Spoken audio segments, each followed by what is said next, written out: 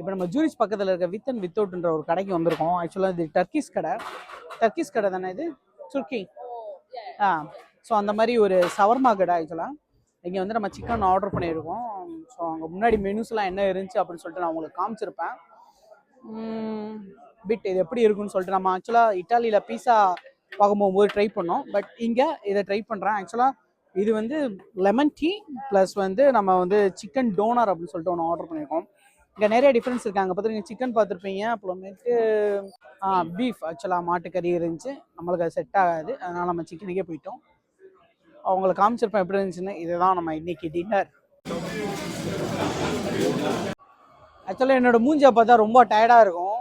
இந்த with and வித்தவுட்ன்ற ஒரு கடையில் வந்து ஜூரிச் பக்கத்தில் டர்க்கிஷ் ஃபுட்டு வந்து நம்ம சவர்மா மாதிரி ஒன்று சாப்பிட்டோம்.